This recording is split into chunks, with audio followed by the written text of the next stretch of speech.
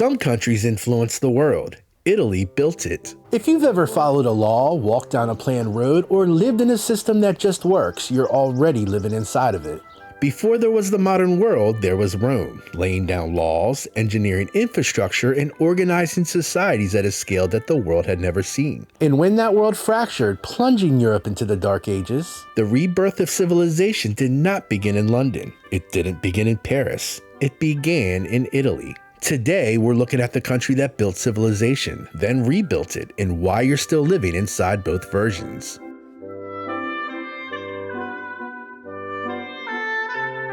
If you strip the modern world down to its frame, the rules that govern it, the roads that connect it, the systems that organize it, you begin to see Italy everywhere. Let's start with law. Rome insisted that law should be written, not decided in a moment by whoever held power. Today, we live with the Roman beliefs that contracts should hold, that property belongs to someone and citizenship means something. The idea that law stands above individuals, that's Roman. And while Rome did not invent the use of laws, it crafted a legal system that you could depend on. And today, much of Europe and much of the world still runs on that foundation. Then there were the roads. A Roman soldier could walk from Spain to Rome without ever leaving a Roman road. Same design the entire way.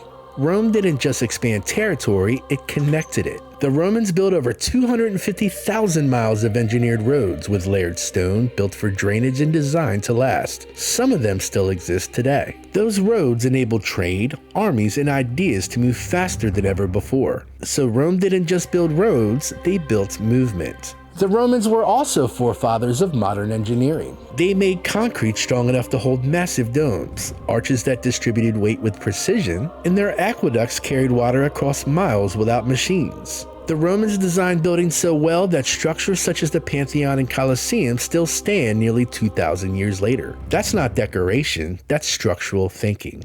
Today, you can still enjoy well-preserved Roman structures throughout the old Roman Empire, such as the Pontu Guard in France, the Aspendos Theater in Turkey, and Diocletian's Palace in Croatia. Ancient Rome may have fallen, but many of their buildings never did. And with all of that in place, Rome was able to solve problems that no civilization had ever done at that scale. They figured out how to organize millions of people under one system: taxation, administration, currency, military. Rome didn't just control the population, it built systems that allowed a population to function together. That's not control, that's coordination. When the Western Roman Empire eventually fell, that system collapsed, but the blueprint did not.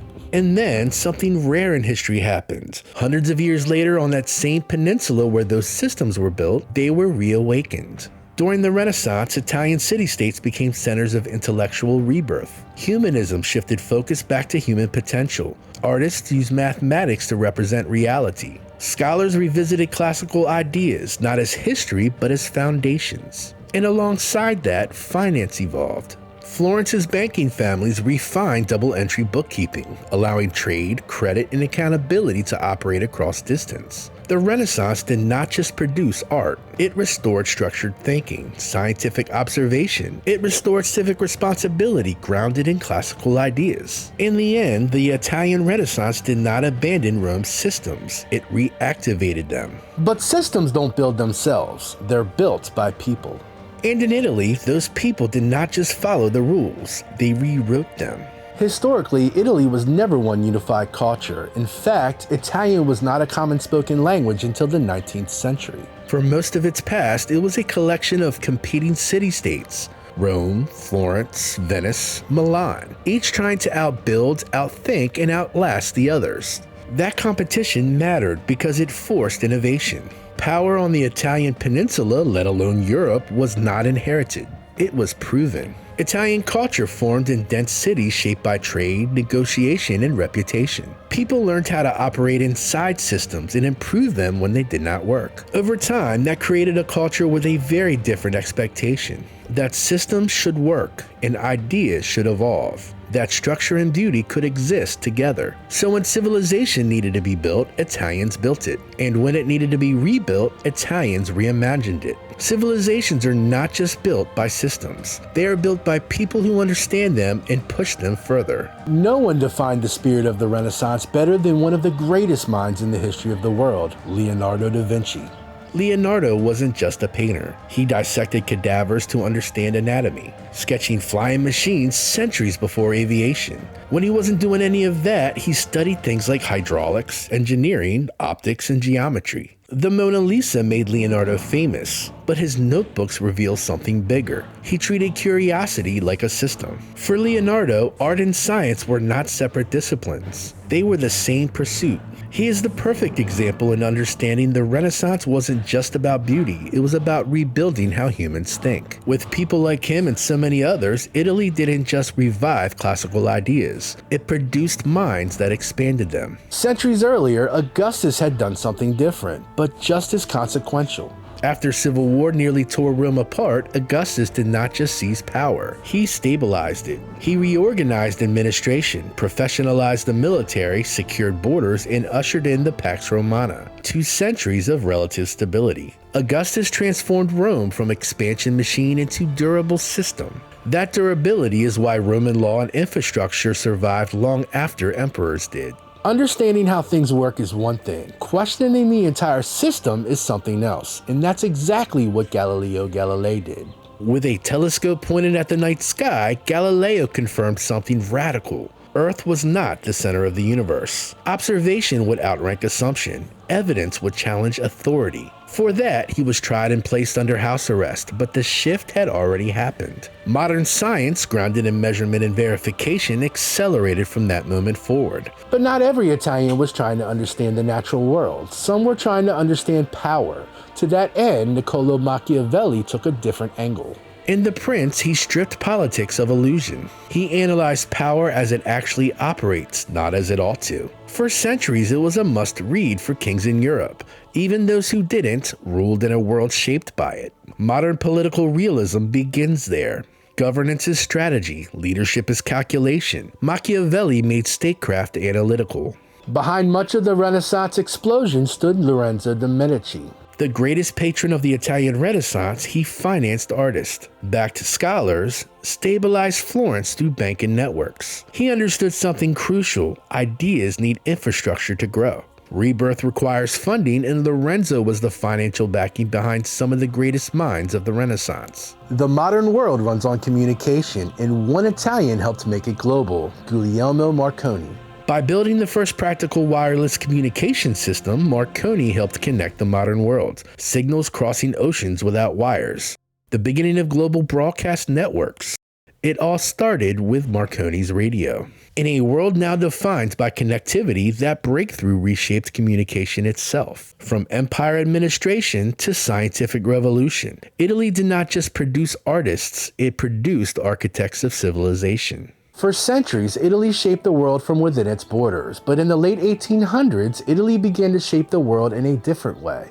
Its people left. After unification in 1861, Italy was still deeply uneven. The North industrialized, the South struggled. Jobs were scarce, land was limited, and opportunity was uncertain. So millions made a decision. They left home, not because they wanted to, but because they had to. Between 1880 and World War I, more than 13 million Italians emigrated. What they brought was family structures built on loyalty and responsibility, small business instincts shaped by local trade, and a deep sense of identity tied to community. They didn't arrive empty, they arrived organized. And that story is not abstract for me. My wife and children are descended from Italian immigrants from this exact wave, settling in South Philadelphia, building lives, and becoming a part of the city itself. That's how this works. Italy doesn't just shape systems from a distance, it reshapes places through people. You can see it in individuals whose influence reached far beyond their neighborhoods. Frank Sinatra helped define the 20th century popular culture, carrying that unmistakable blend of style, confidence, and emotional expression into the global mainstream. Enrico Fermi helped unlock the atomic age, building the first nuclear reactor and reshaping modern science in ways that still define global power and technology. But the most powerful example is Francis Ford Coppola. Through The Godfather, Coppola did not just tell a story, he built a cultural framework. Family, loyalty, power, legacy. Themes rooted in Italian identity became a part of global storytelling. The film reshaped cinema and influenced how millions of people understand both America and the immigrant experience. And this isn't just an American story. In Argentina, Italian ancestry helped shape national identity. In Brazil, millions carry Italian roots. In the early 20th century, Italy at home was still finding its footing as a modern nation. Italy abroad was expanding, not through empire, but through people. And that changes how you think about influence. And wherever Italians went, a piece of Italy stayed. Placed at the center of the Mediterranean, Italy connects Europe, North Africa, and the Middle East, a natural crossroads of trade, ideas, and movement. In the north, the Alps form a natural barrier, separating Italy from France, Switzerland, Austria, and Slovenia. Running down the center, the Apennine Mountains divide the country internally, shaping regions, climates, and how people developed. In all, there are 20 regions, each with their own distinct cultural identity, and very strong opinions about how things should be done. And inside Italy itself, there are two tiny independent countries, Vatican City and San Marino. Vatican City is so small it's actually surrounded by Rome. There are places you visit, and then there are places you feel like you stepped into something much bigger than yourself. Italy is one of those places. Start in Rome, the Colosseum, the Roman Forum, the Pantheon. Structures built not just to last, but to organize, to control, to project power. It's literally one of the only places where the foundations of the modern world are still visible. Then move north to Florence. The Florence Cathedral, or Duomo, rises over the city, a masterpiece of Renaissance engineering and design. This is where art, mathematics, and human potential came back together, not just to rebuild what was lost, but to improve it. Then there's Venice, a city that should not exist but does. A city built on water, engineered for trade, movement, and survival. Where roads weren't possible, they built canals. Where land did not cooperate, they built anyway. And along the Amalfi Coast, entire towns are built into cliffs, roads carved into mountains, homes stacked above the sea. A reminder that in Italy, even the landscape is something people learn to shape. This is what makes Italy different. It's not just that history happened here, it's that you can still see how it happened. Italy spent centuries shaping the world before it ever became a unified country itself. For most of its history, it wasn't one nation. That changed in 1861. But unification did not create equality. Over time, the North and the South developed very differently. In the North, regions like Lombardy and Piedmont had closer ties to Central Europe. They industrialized earlier, developing factories, infrastructure, and stronger financial systems. The South was different, more rural, less industrialized, with large estates, limited infrastructure, and fewer economic opportunities. So even within one country, two very different economies existed. In the 20th century, Italy was pulled into two world wars, and during World War II, it lived under the rule of Benito Mussolini, aligning with Nazi Germany before ultimately collapsing and transitioning away from dictatorship. After the war, Italy changed direction. In 1946, it became a republic. And from there, it rebuilt, this time as a modern industrial nation. Today, Italy is one of the world's largest economies and a founding member of the European Union. But what makes its history different isn't what just happened after unification, it's what came before it. Italy became a country late, but by the time it did, it had already shaped the world. Italy didn't just influence how the world is organized, it also influenced how the world eats. Italian cuisine is built on a simple idea, that the ingredients matter more than the recipe, that quality matters more than complexity. A few ingredients used precisely can be enough. For instance, pasta made with flour and water, shaped and refined. Pizza, dough, tomato, cheese, balanced. Put more on it if you like, but you don't really need to. Risotto, patience, timing, control. Simple ingredients, executed well. That approach spread across the world. Not just dishes, but a way of thinking about food. Regional identity still defines it. In the North, richer dishes feature staples like butter, rice, slower cooking. In the South, things are lighter, olive oil, tomatoes, seafood. Precision, simplicity, consistency. And that's why it lasts. Because Italian cuisine doesn't depend on trends, it depends on getting the basics right. Right in the middle of Rome, there's another country, Vatican City, the smallest country on the planet. And yet for centuries, it has shaped global religion, politics, and culture far beyond its borders. It's the center of Catholic Church, home to the Pope, where decisions made inside a few buildings have influenced millions of people across continents. Kings have answered to it, empires have negotiated with it, and its influence has reached far beyond Europe. And finally, in places like Siena, Italy's competitive spirit never really disappeared. The Palio di Siena isn't just a horse race. It's 17 neighborhoods called contrada with 10 competing in each race that lasts just seconds, but represents centuries of identity. Each contrada has its own symbol, colors, alliances, and rivalries passed down through generations. Winning is not just a victory, it's honor, it's legacy. Rivalries that once drove cities to outbuild each other still exist today. Italy did not remain an empire, it remained foundational. Civilizations rise and fall, but some ideas never leave. That's Italy. Thanks for joining us in our journey to learn more about the global community.